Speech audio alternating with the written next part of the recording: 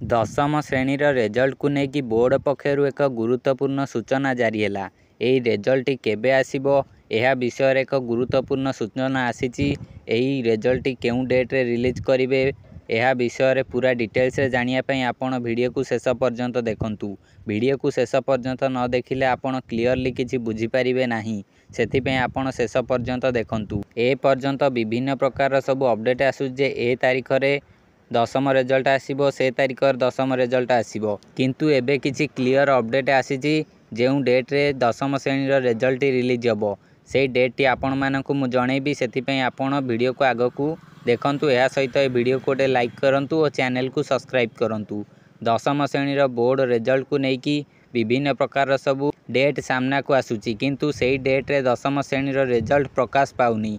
पूर्वर update आसीथिला एई चलित मे मासर शेष सप्ताह रे दशम श्रेणी रिजल्ट प्रकाश पाइबो।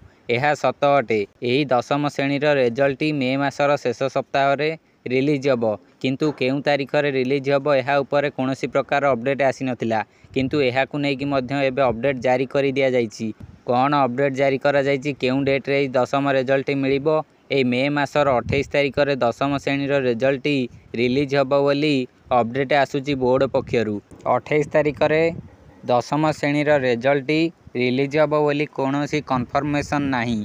रिलीज होई पारे न होई पारे मध्य, किंतु एई चलित मास मे मास सुधा दशम श्रेणी रिजल्ट प्रकाश पाइजिबो एभली बोर्ड पक्षरु अपडेट आसीछि। मध्य ए मे मास भितर दशम श्रेणी रिजल्ट प्रकाश पाइबो, मे मासरु जून मास पर्यंत जीवनी एभली अपडेट मध्य बोर्ड पक्षरु जारी होईछि। एई मे मास शेष सप्ताह भितर दशम श्रेणी रिजल्ट प्रकाश पाइजिबो। प्राय 28 तारिख रे रिजल्ट प्रकाश पाई पारे, किंतु 28 तारिख रे रिजल्ट प्रकाश पाइबो बोली कोनोसी कन्फर्म करी कहि हबनी। 28 तारिख पूर्वरु प्रकाश पाई पारे, नहले पर मध्य प्रकाश पाई पारे।